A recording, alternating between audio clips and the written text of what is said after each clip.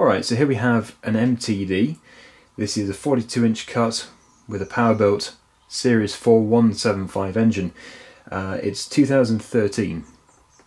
So it came into me like this, and this valve cover was hanging off.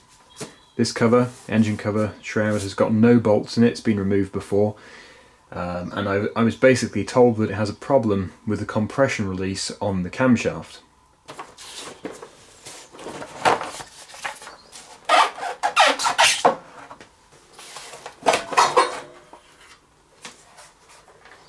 Yeah, it looks like it's had a bit of a rough life for a 13. Alright, so the mower doesn't actually come with a battery, but really I need to put a battery in to be able to test this. But because the clearances are all fine here, we should have compression, and really the compression release is to make the cranking easier in the first few seconds of starting up. So in theory, it should be able to turn it over, but if it turns and then suddenly stops, then yes, there probably is a compression release problem.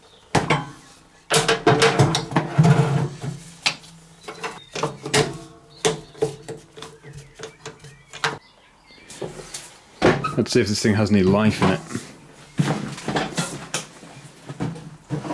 So like I say, what should happen is it should just keep turning at a fairly constant speed.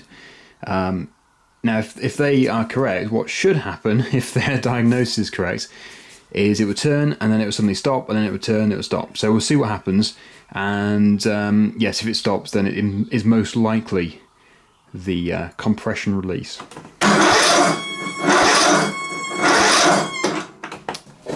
Yeah, I think I'm going to pull that engine out of here.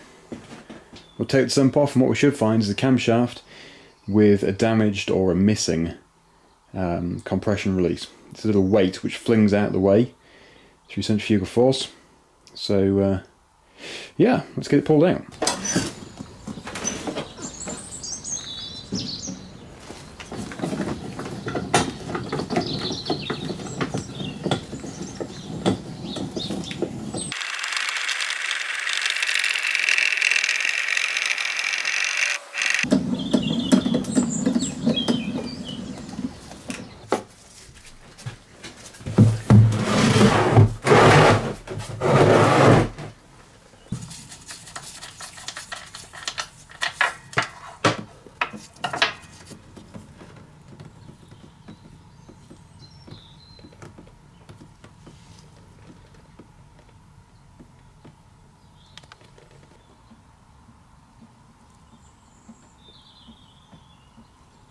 Look at that. I have not just put that there. It's come from inside the engine.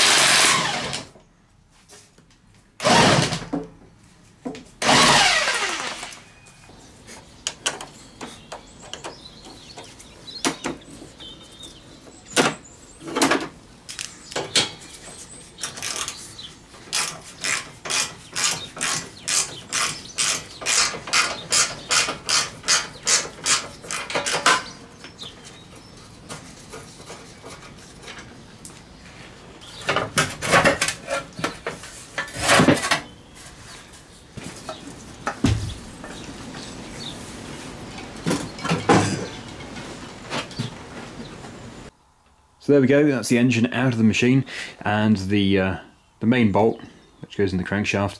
A little bit tricky because of the thread lock which had been used, but yeah, you can see the amount of packed grass around the steering column there.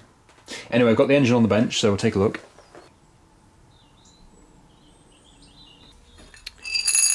Yeah, so found that little piece which actually did hear on camera fall out.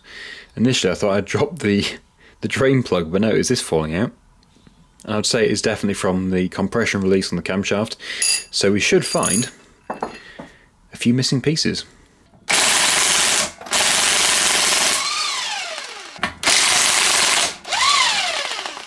They definitely didn't want this coming off. They've all got the red thread lock. Okay, so they're all out. Just check the length of them. They're probably all the same. Yep, they're all the same. Good. Now there's probably still some oil in here because there's always something left in there.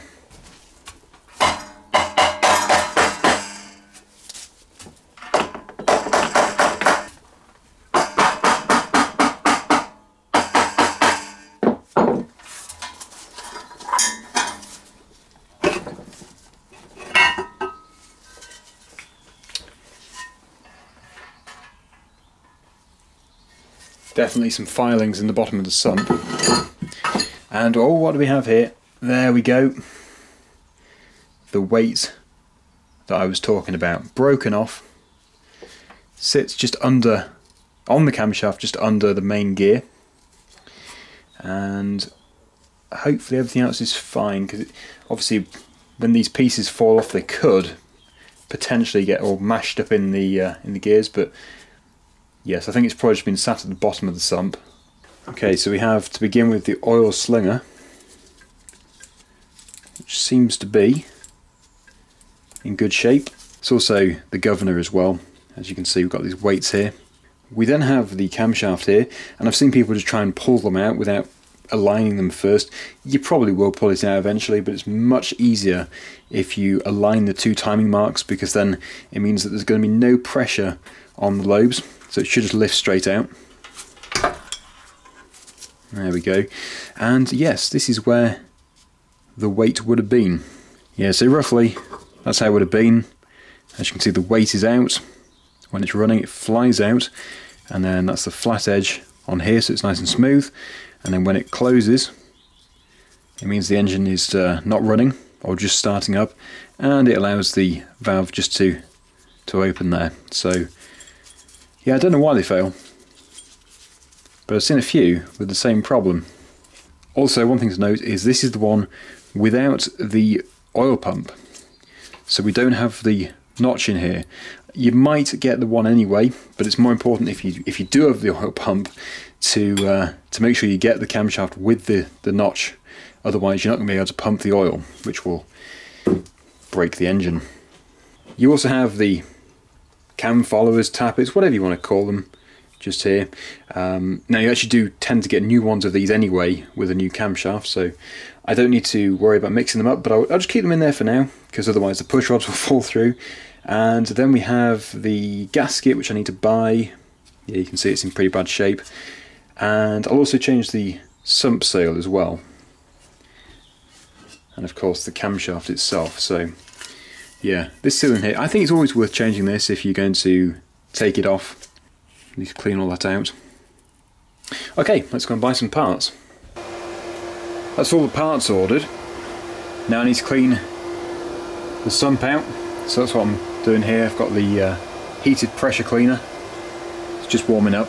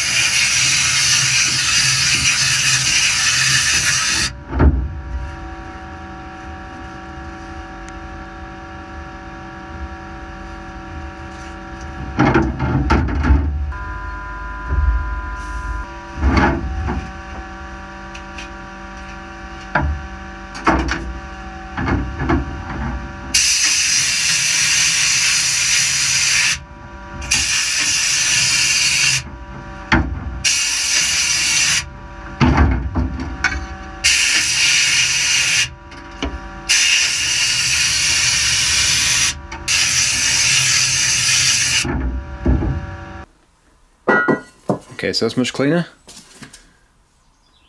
The heated parch washer has removed all the oil. As you saw, I also cleaned the dipstick, which is much cleaner. And yeah, I've started to remove the gasket material around here.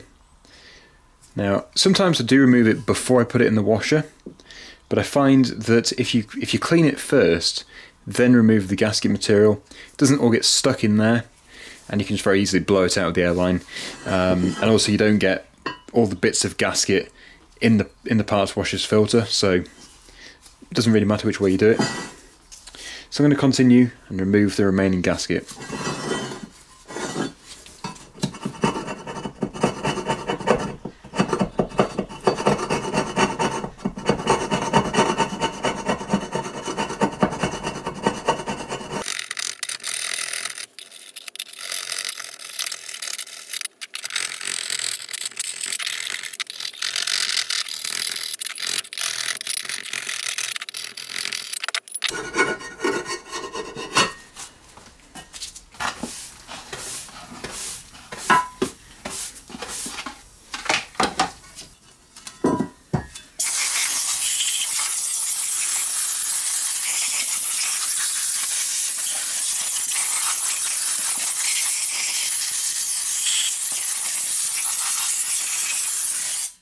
Okay, so there we go.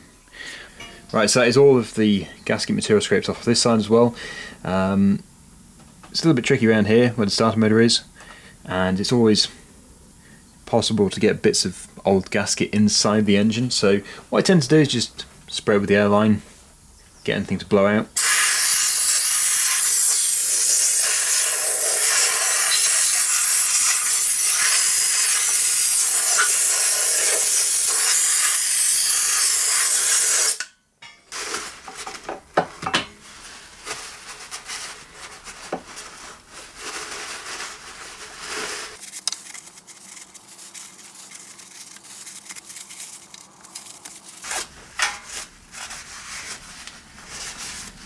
Now the parts have arrived. This is the new camshaft, this is the old camshaft, and you can see this one has the compression release. This one's lost it, and actually the pin, that little pin which I found in the oil, that was the part which had failed. Basically just snapped off, that holds the weight on. So anyway, that is the replacement. The new one has the notch cut into it, that's for the oil pump. The old one doesn't. This engine doesn't have an oil pump. But I spoke to Briggs & Stratton about it, and they say that if you order the part for this engine, you'll get the one with the notch. So apparently it'll all work fine. I also got the seal, part number 795387. Of course, double check to make sure it's the right one for your engine if you're doing the same job. And I have the gasket as well. The camshaft part number is 793880.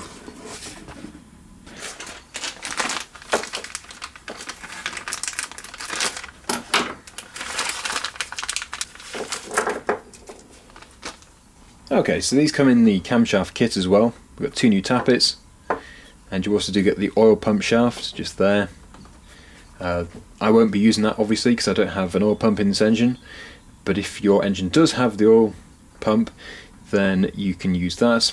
I guess you could reuse the old one. I can't see any reason why you wouldn't do if it was in good condition, but yeah, you might as well just change it if you get it. And I'll put the new tappets in. I think the reason why you get new ones is because they can wear differently on the camshaft lobes, so yes, I'll definitely be putting those in.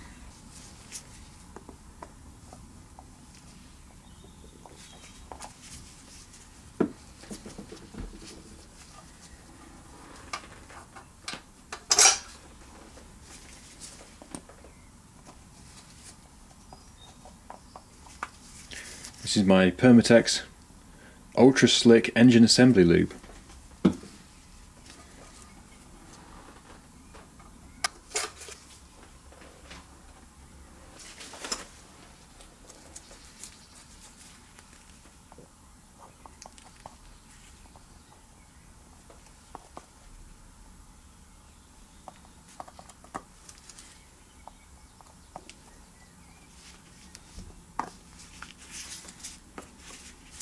In my opinion, you can never really have too much assembly lubrication.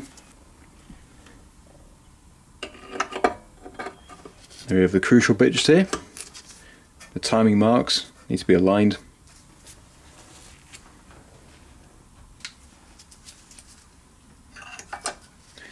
Now this is the slinger and the governor. It's very important that it actually sits on the governor shaft just here. And also you need to make sure all the gears are meshing, but the chances are they will be anyway, because if you've got this lined up, that probably most likely will be lined up as well. But it's always worth just double checking. Okay, now just the gasket. And then one more visual check just to make sure everything is good.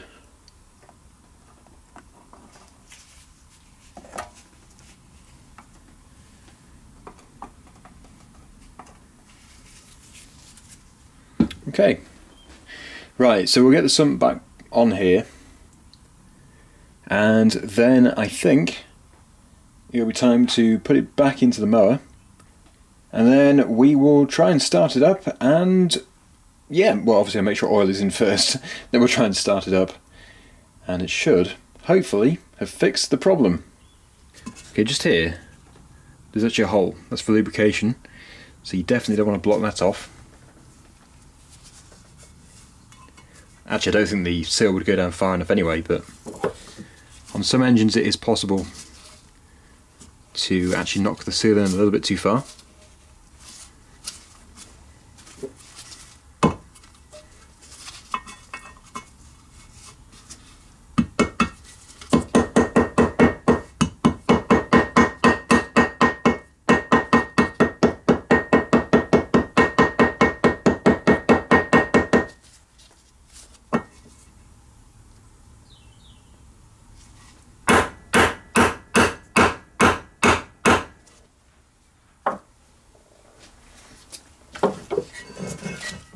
As you can see, that hole is still there. The seal does actually have a natural stopping point anyway, so it's now ready to be fitted. Oh, actually, this is where the pump will be on quite a few models actually. If yours does have that, then it's definitely easiest to remove that pump first and then put the sump on and then put the pump back together afterwards, because otherwise you'll never align it.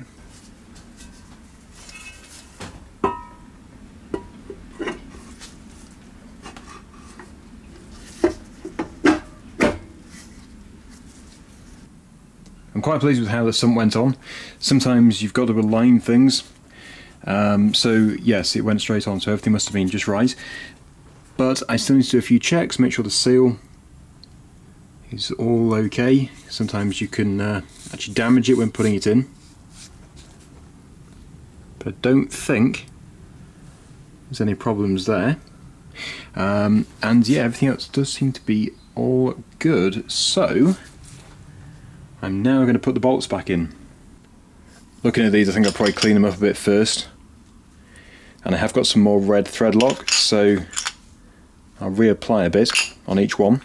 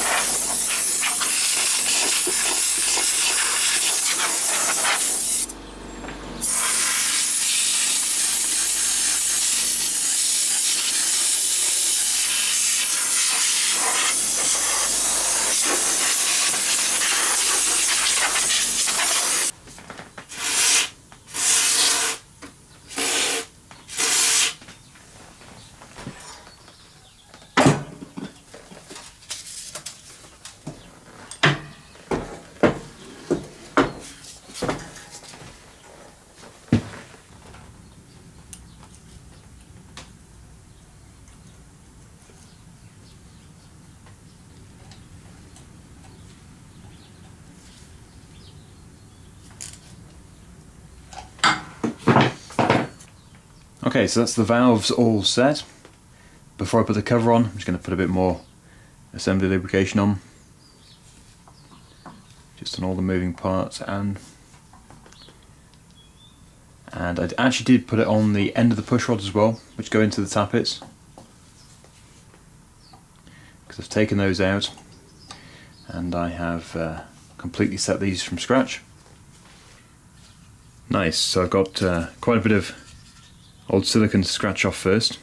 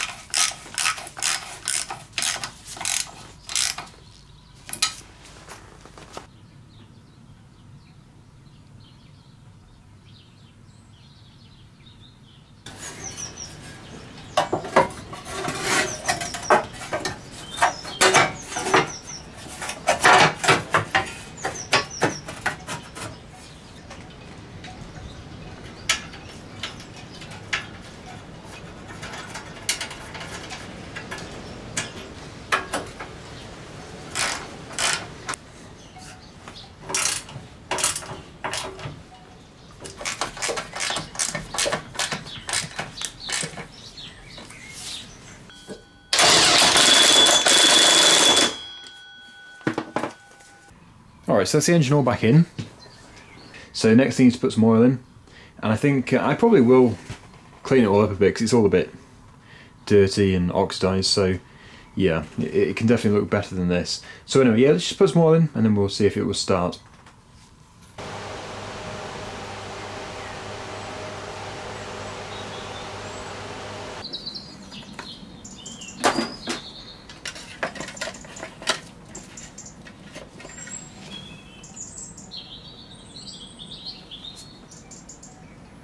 Okay, it's just on minimum. Just put a bit more in.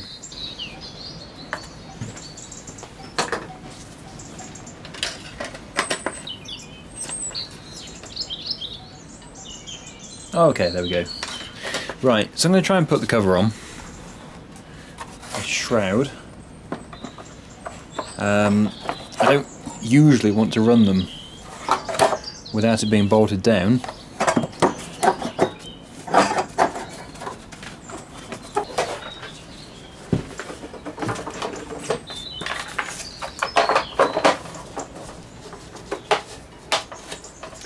This really is just a test though, just to see if it starts really, because that was the problem. It's a starting problem more than a running problem. Okay, so everything's plugged back in, all the fuel, we've got all the wires in, just the throttle which we're going to have to hold because the screw is missing. Will it work, or will we have more problems? We'll soon find out.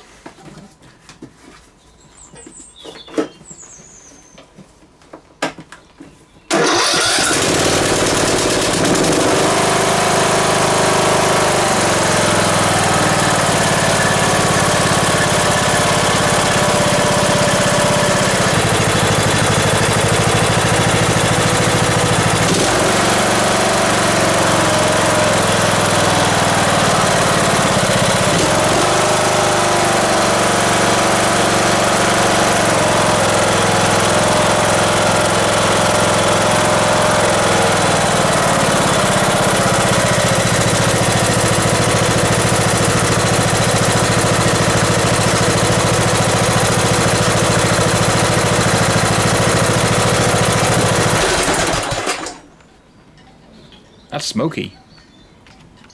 Well, I don't know how well the smoke showed up on camera, but I was totally expecting it, because what's happened is somebody's removed the rocker cover before and all the oil had gone down the back of the muffler.